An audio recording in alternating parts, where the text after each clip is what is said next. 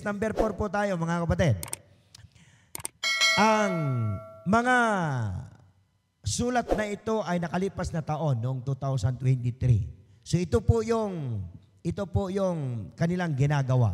Diyan po sa nakakulay pula na yan, nasulat na yan, the Great Commission, the need for prayer, and especially Eucharistic adoration. So yun po yung kanilang pamamaraan ng pagsamba. Pero mayroon po tayong matuklasan mamaya, mga kapatid, kasi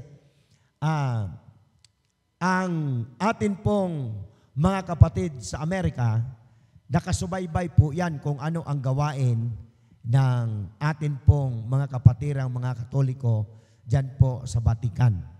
So hindi na po natin ipagkaila yan dahil yan naman po talaga ay biblical at yan po ay gawain. Kaya sa programa po natin, kapatid, hindi po pakay natin. Hindi po pakay natin na tayo pong lahat ay makikialam sa pananampalataya ng iba. Tandaan po natin, ulitin ko po. Ang atin pong programa, hindi tayo makikialam sa pananampalataya ng iba. Pero ating ihahayag kung ano ang sinabi ng banal na kasulatan. Sapagkat yan po ay atas ng Panginoon para po sa atin. At alam po ninyo, mga kapatid, ang kanila talagang panukala, sasambahin natin yung nilikha, hindi yung naglikha. Mamaya-maya, makikita po natin sa video yan. Mula mismo sa bibig yan ng mga leader ng mga matataas.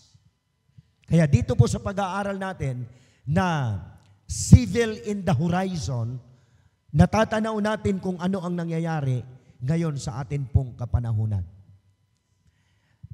Ano ba yung salitang sunbathing? Yun bang kapag nag-beach ka, magpapainit ka, lalo na yung mga puti, mahilig yan sila sa mainit. Nagpapasikat yan sila ng araw. Ibig sabihin, yun daw pagsamba, adoration is like sunbathing.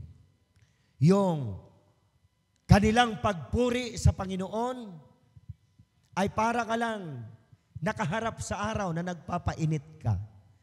Pero actual, yan mismo ang kanilang ginagawa kapag sila ay nanambahan. Lalo tigit, ang leader na ito, kapatid. Live po yan, wala pong daya yan. Hindi po tayo basta-basta maglagay diyan na hindi totoo sapagkat tayo po ay live. Ano ibig sabihin yan? Ninanais lang ng Panginoon na ang gawain na katulad nito ay hindi po tama. At ang gawain na katulad nito ay siyang ini-inject sa bawat isipan ng tao na hindi po yan tama. Na sa halip ang atin pong sambahin, yung naglalang, hindi yung nilalang. Maya makikita natin.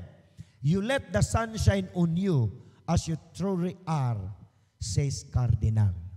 Para lang, pag magsamba ka, kailangan parang nagpapainit ka, humaharap ka sa araw. Pero actual po niyang ginagawa yan.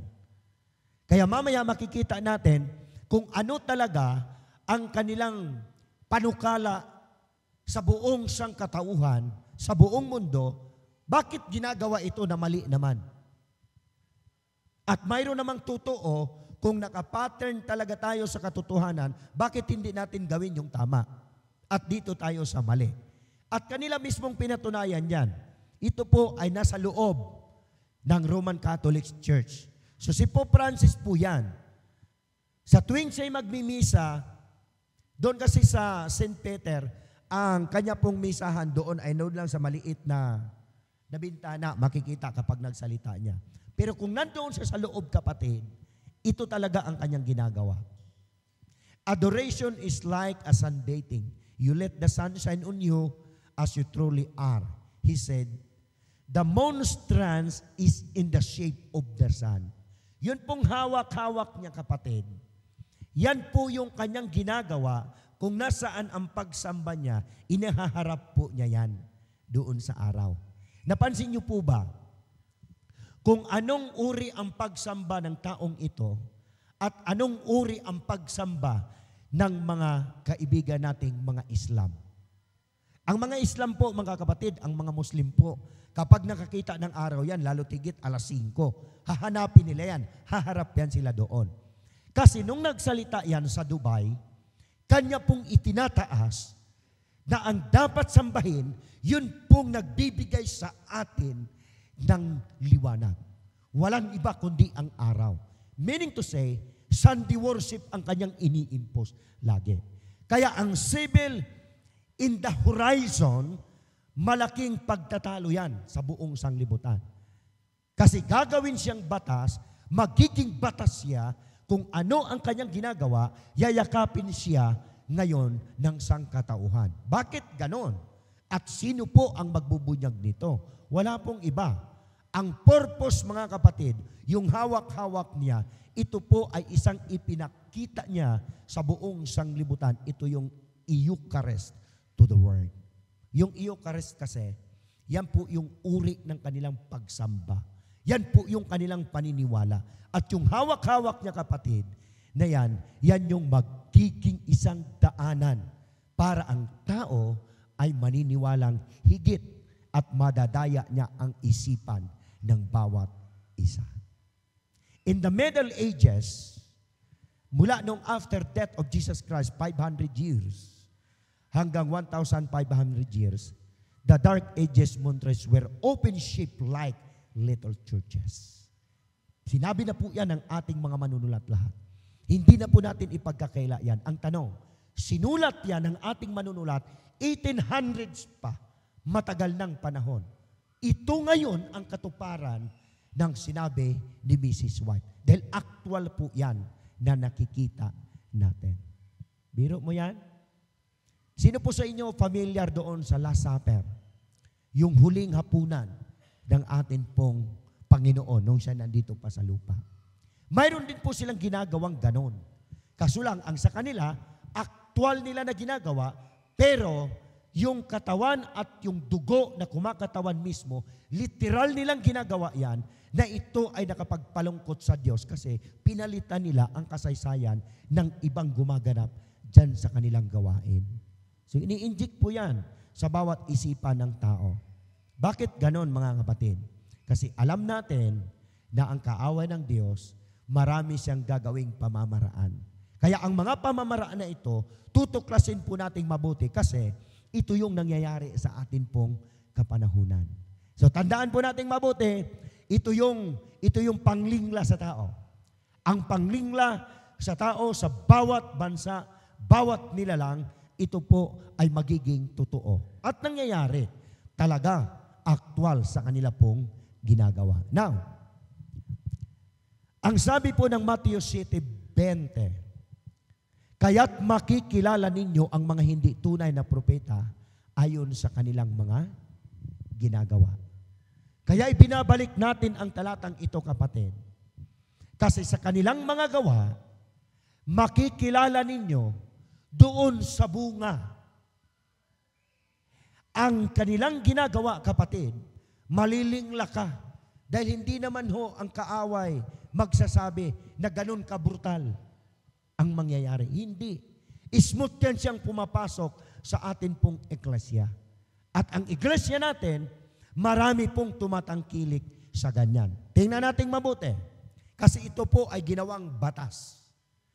Dahil sa pagsasagawa na ito ng batas, na ito na ang gagawin sa buong mundo, sinabi na po yan ng great controversy ng atin pong manunulat. Basahin po natin. The doctrines devised in the darkest ages, are still held. Kung ano yung kanilang doktrina noon, during the dark ages, yung persecution na nangyari, siya pa rin yung pinanghahawakan ngayon, kapatid. Walang binago yan sa kanila. Kung ano ang nangyari noon, yan din ang kanilang pinanghahawakan na batas hanggang ngayon. And let none deceive themselves. Huwag tayo magpadaya sa ating mga sarili. Bakit? Alam naman natin kung ano nangyari nung dark ages. So uulitin lang. Dahil uulitin yan at idadaan sa batas na ito'y ipapasunod, kailangan ito ay makita natin kasalukuyan para mahanda tayo na wala tayong dapat sundin sa mga yan dahil tayo ay nandyan sa piling ng Panginoon. Tingnan mo, the papacy that Protestants are now so ready to honor. Tingnan natin mabuti. Ang Protestants na binabanggit dyan, magbibigay na siya ng pugay. Saan? Sa pinakahari ng religious movement na ito. Walang iba kundi ang Santo Papa. Ang tanong, nangyari ho ba na yung Protestant country magbibigay pugay, gagalang? Mamaya lang mga kapatid, makita natin kung anong paggalang ang kanilang ginagawa. Bakit ganon? It's the same that ruled the world in the days of the Reformation. Gusto nilang magkaroon, kapatid, ng pagreforma, lalo tigit, irereforma nila ang batas ng atin pong Panginoon. Hindi pwedeng mangyari yan. Dapat panghawakan nating mabuti kung ano ang kanilang nais uulitin na pangyayari. Ay malinaw naman ho yan eh. Wala hong daya yan. Yan po ay totoo. Binabasa po natin. At yung doktrina na yan, na hawak natin, yan po yung ating Seventh-day Adventist mission. Yun po yung ating mission sa atin pong iglesia. Gawing disipulo ang buong mundo. Ano pa? Iaral ang three angels message. Pero darating ang panahon na katulad nito, magimbal tayo. Dahil ang United States of America, niyakap na nila yan at nagbigay na ng pugay doon sa pinakahari ng reliyon sa buong sanglibutan. So, totoo po yung lahat atin pong ginagawa. Nung dumating po si Pope Francis during sa term ni Barack Obama, nagbigay po ng pugayan. Mabigat, kapatid. So, ibig sabihin, ang konstitusyon nila, nandyan na, nakalagay na po yan, nakalatag na. Nagbibigay sila ng parangal diyan. Mamaya, lalo tigit, si Joe Biden, kung ano ang kanyang binigay na parangal tungkol dyan. Ang tanong, ang Protestant country ba ready to give honor sa papacy? Nangyari na ho. Kumbaga sinulat ni Mrs. White yan, 18th century, ito yung panahon ng katuparan ng sinulat na yan. Natupad ho ba? Totoo kasi ang nangyari. Dahil totoo ang nangyari, dapat ho tayong mag-ingat. Bago nagsalita si Pope Francis, doon po sa bulwagan ng White House, pagdating niyan, kapatid, nagbigay pugay po ang ating presidente ngayon sa Amerika. Ano ang kanyang ginawa? Mayroon siyang ginawa, kapatid. Sa loob mismo ng White House, tandaan ninyo, sa loob ng White House, nagbigay siya ng pinakamataas na parangal para po dito. To give honor. Nagbigay siya ng isang malaking parangal. Yun yung sinabi ni Mrs. White sa kanyang sulat sa Great Controversy. Ano yung pagbibigay na yun? Hindi lang pag-bless, hindi lang paggalang, hindi lang pagkakilala, sapagkat sila ngayon ay nagkaisa. Yan ngayon ang ating tatandaan. Nagbigay siya ng gold coins. Si Joe Biden, nagbigay ng gold coins sa kamay mismo at inabot mismo yan sa kamay ng Santo Papa. Kumbaga nagkamayan sila, ipinapailalim po yung gold coins. Yung gold coins na yun, kapatid, ayan, may Donald Trump pa nakalagayan. Tiningnan ko po ng maigi yan. Ito yung pagbigay ng pinakamataas na paggalang, parangal. Kumbaga dito sa atin, kapatid, heroes will come. Ang nangyari. Kumbaga, bibigyan ka ng medalya na ginto dahil sa iyong katapatan, dahil sa iyong kagitingan, dahil sa iyong kabutihan. Bakit magbibigay ang United States of America ng pinakamataas na paggalang? Bakit? Kasi yayakapin nila ang letter ng Laudato Si at ito ay nasa United Nations. Dahil ang dala nito ay peace, kapayapaan, kabutihan, common goods para po sa buong sanglibutan. Now, ang magiging papel natin dito, kapatid, dahil ito na ang nangyari sa sanglibutan ngayon, ito ngayon ang ating tatandaan. Hindi mo pwedeng sabihin na mali ang kanilang ginagawa. May paglalagyan tayo. Kaya yung gawain po natin dito sa media ministry, may paglalagyan tayo, kapatid. Dahil sa kanilang batas, hindi ka pwedeng lumaban sa kanila. Dahil ang Protestant country, nagbigay na ng parangal. At ang Protestant ngayon sa buong mundo, ang natira, tayo na lang. Wala nang ibang nagprotesta. Dahil kapag sinabi mong Protestant country, ang unang pangangaral kasi ng Amerika ay Antichrist, ang Papa sa Roma. Pero ngayon, putol na yan. Hindi na sila nangangaral ng ganon. At ang nangangaral ngayon ng tungkol dyan, tayo pong mga Seventh-day Adventist. Dahil tayo ay tumatayo na tayo po ay nasa totoo. Wala ho nang tira dyan. Mula doon sa pinaka-high Congress, tapos na ho yan.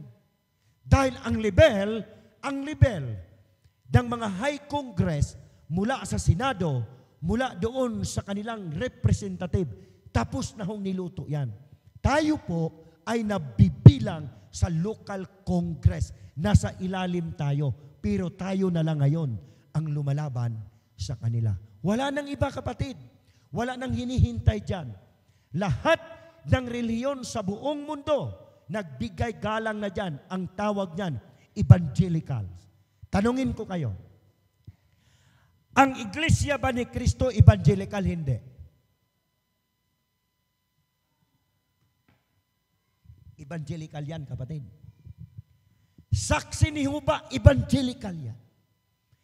Lahat ng reliyon, pati mga Islam, kapatid, nagbigay pugay.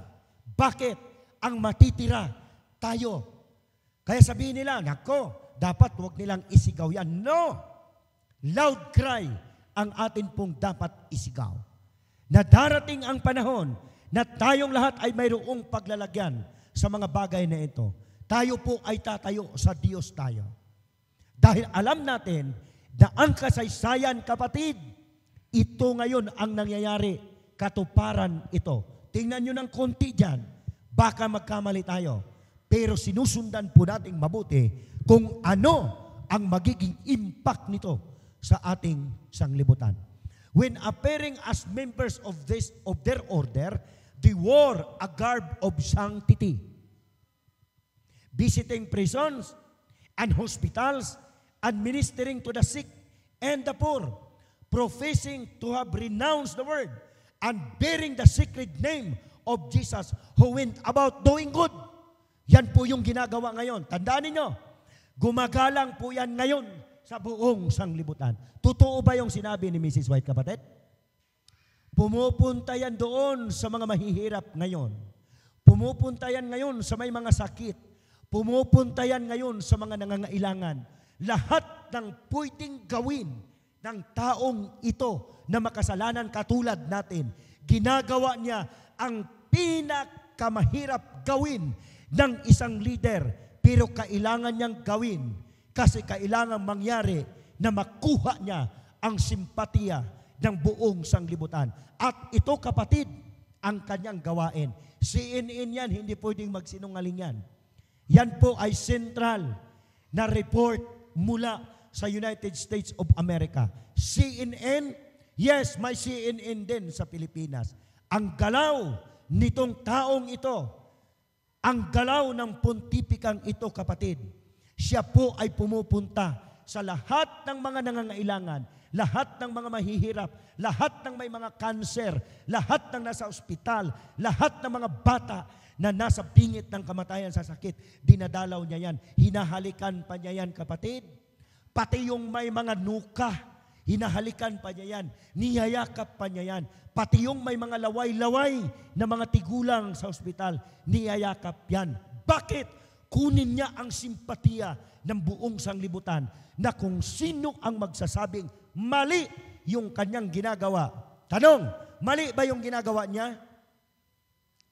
Hindi mali yan, kapatid, sa buong sanglibutan. Hindi mali yan. Pero tandaan natin, ang Mateo 7:20, makikilala ninyo siya sa kanyang bunga. Alam natin na ang masama hindi magbunga ng mabuti yan. Pero ang kanyang galaw, yan po ay mabuti. Ang kanyang likas ay tupa. Ngunit ang nasa loob niyan ay lubong maniniwala. Sinong magsasabi sa inyong mali yan? Magbibigay ka ng pera sa may ospital, magpapakain ka, mga kapatid, lahat ng may mga sakit, dadalawin mo, hahalikan mo, Bakit? Kailangan kasing gawin niya yan, kapatid, para makuha ang simpatiya ng buong sanglibutan. Especially the Protestant country, especially the United States of America. Kaya binigyan siya ng parangal ng Amerika dahil ang kanyang ginagawa ay puro kabutihan sa mata ng tao, sa mata ng buong mundo. Mabuti ang kanyang ginagawa. Kaya nung nagbasa siya ng Laudato Si tungkol sa pangingilin, pag-iingat ng isang araw sa isang linggo, walang pagduda na tinanggap ng United States of America. Bakit? Mabuti ang kanyang layunin. Mga minamahal na mga kapatid, ang Protestant tapos na. Sinabi ni Tony Palmer, yung ating pinanood dyan, the protest is what? The protest is over. 3 beses niya sinabi yan. Tapos na ang ating pagprotesta sa relihiyong ito. Lahat tayo, we are all Catholics. Lahat ng sumusunod, lahat ng gumagalang sa kanyang gawa, lahat sila ay mga Katoliko. All evangelicals religions, members around the world, Catholic po yan. Kaya tandaan po nating mabuti. Hindi pwedeng mabibilang ang mga anak ng Diyos. Kasi sinabi na po ng Panginoon niya, sabi na ng ating manunulat, kapatid, when appearing as members of this order, they wore a garb of sanctity, visiting prisons and hospitals and ministering to the sick and the poor, professing to have renounced the word and bearing the sacred name of Jesus, who went about doing good. Ang nasa bungad niyan, gawain ng Panginoon yan. Ang nasa bungad niyan, kapatid, tupa. Pero ang nasa loob niyan, lubong maninila. Alam niyo po ba kung ano ang madadaya dyan? Ang madadaya dyan, yung mga hindi tumatangkilik sa gawain ng atin pong denominasyon. Kasi sila ngayon nakatutok lahat doon. Even the leader of Seventh-day Adventists, even the leader of our denomination, nakatutok yan. Yung iba nga, pinagtatanggol pa yan eh. Kaya nga galit sa atin kung mangangaral tayo niyan. Bakit? Ang bait niya. Bakit niyo yan sasabihin? Tanong, sinong magsasabi niyan? Kung hindi natin sabihin. Na isang malaking impostor at panluluko, yan po kapatid, ay hugis tupa. Tupa ang tingin. Pero ang nasa loob niyan, kapatid, lubong maninila. Lahat yan ginagawa niya ngayon. May pahalik-halik pa nga sa paayan eh. Sinong magsasabing mali yung ginagawa niya? Hindi. Common good, kapatid, ang dala. Pero ang nasa loob ng common good, kailangan tayong lahat ay susunod sa Kanya. At susunod talaga yung mga walang alam. Pero ang mga lingkod ng Diyos, hindi pwedeng tumangkilik at maniniwala sa Kanyang gawain. Bakit, kapatid? Yan ang sinabi ng banal na kasulatan. Mula matanda hanggang bata, mula bata hanggang matanda, silang lahat ay sasama, sasamba, manggigilalas sa Kanyang gawain. At marami po ang sasamba sa hindi tunay na Diyos. Mga minamahal na mga kapatid, gumising tayo. Live itong ginagawa natin. Aktual na nangyari. At ang sinabi ng atin pong manunulat, aktual lahat yan, mga minamahal na mga kapatid. Sa Great Britain, tandaan natin,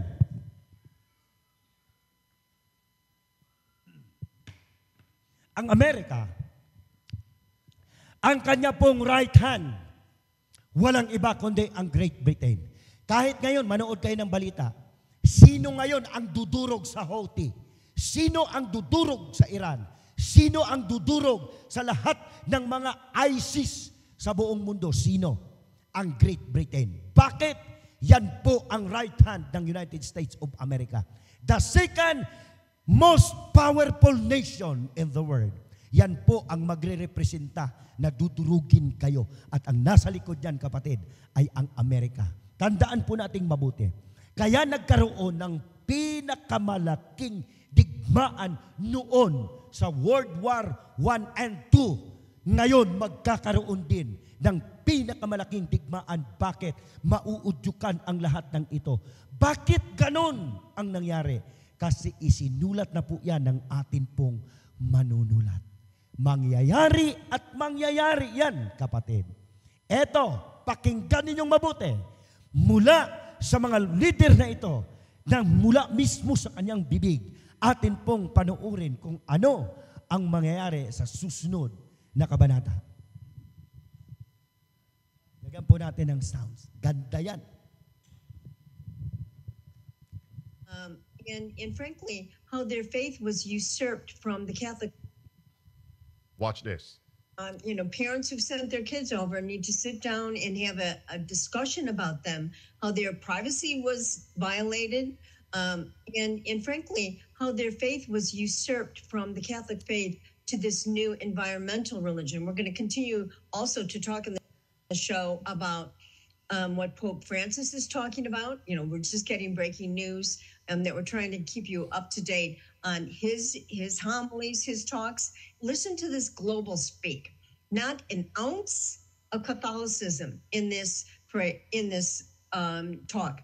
This is Pope Francis talking, quote, according to classic mythology, the ocean is a child of the sky, parentheses, Uranus.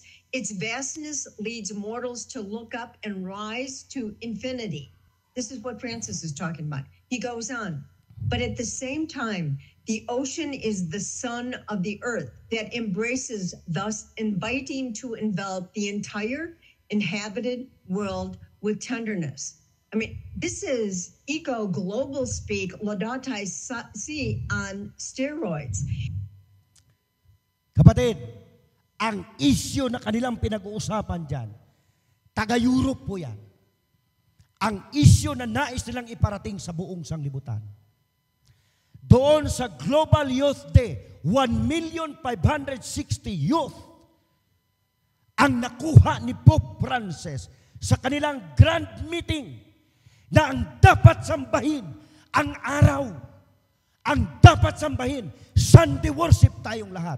Kasi alam niya na ang panahong ito, ang pagkakataong ito, nandyan na sa United Nations ang kanyang Laudato Si. Nandyan, kapatid, nakalagay na. Ano pa ang hihintayin ng mga anak ng Diyos? Ano pa ang ating hihintayin? Kaya ang anak ng Diyos, patuloy na nagmamasid yan kung ano ang nangyayari sa sanglibutan. Aktual po yan. Nangyari yan, kapatid. Yan lang sa taong iyan. 2023 patapos, December po yan. Ang na tayo ngayon, nandito tayo sa February 6. Ilang araw pa lang ang nakalipas. Ibig sabihin, aktual na sinabi ni Pope Francis, sila mismo ang nagpapatunay. Mga matitinik na leader yan, kapatid, sa Europe. Mga matitinik na leader yan sa mga eklesya. Orthodox, lahat yan. Mga charismatic, lahat yan. Iisa ang kanilang hangarin. At susunod ang buong mundo sa kanila. Bakit? Kanila pong iwinaway-gaway ang kanila pong watawat para ang kanila pong batas ay malagdaan. At ito na ngayon, ang civil in the horizon na atin pong pinag-aaralan. Ang Diyos mabuti sa atin. Ang Diyos laging advance po yan. Nagbibigay ng kanyang mensahe. Ang Panginoon lagi pong tumatawag yan sa atin. Kaya ang ating pong programa, nararating po natin ang iba't ibang lugar. Pagdating po bukas, marami na ho yan. Libo na ho yan. So, ibig sabihin mga kapatid, ang atin pong tinutuklas at pinag-aaralan sa series po nating ginagawa, hinahanda po ang ating sarili. Pero tandaan po ninyong mabuti, tatandaan ko din, individual ang atin pong kaligtasan. Pero sa paniniwala, tayo po ay nagkakaisa. Sa katotohanan, iisa po ang ating lundo at hangarin at layunin. Hindi tayo bibitiw sa atin pong pananampalatayang ito. Kasi kung bibitaw tayo, kapatid, sa pananampalatayang ito, makukuha tayo ng kaaway na tayong lahat ay susunod sa kanilang batas. Series number 5, mamayang madaling araw. Mayroon pang video na mula mismo sa taong ito, na siya mismo ang nagbitaw ng kanyang pananalita, na hindi na magtatagal ang kwento ng sanglibutan at magtatapos na sa panahon na atin pong ginagalawan. Malapit na po bumalik ang Panginoon, kapatid. Kaya nagsisikap din ang kaaway ng Diyos kung paano niya makuha ang mga lingkod ng Diyos. Humawak lang tayo ng mabuti. Doon po sa aming mga kaibigan, sa labas ng atin pong eklesyang ito, sa lahat ng aming mga kapatiran, mga kamag-anakan na hindi pa kapananampalataya sa pananampalatayang ito, mag-aral lang kayo, mag-aral lang tayo, manood lang kayo, subaybayan niyo po ito doon sa YouTube channel. Aktual po yan at accurate po yung nangyayari na yan dito po sa ginagawa natin programa sa atin pong eklesia. Harinawa, mga kapatid, palakasin po natin ang ating pananampalataya at paglilingkod sa Diyos. Wala po itong luwagan ng sinturon. Higpitan tayo ng sinturon sa paglilingkod natin. Yung sinasabi po ng buong mundo na the big crisis is coming, darating at darating yan. Handa lang tayo sa mga bagay na yan. Ito po ang ating dalangin sa pangalan ng ating Panginoong Jesus.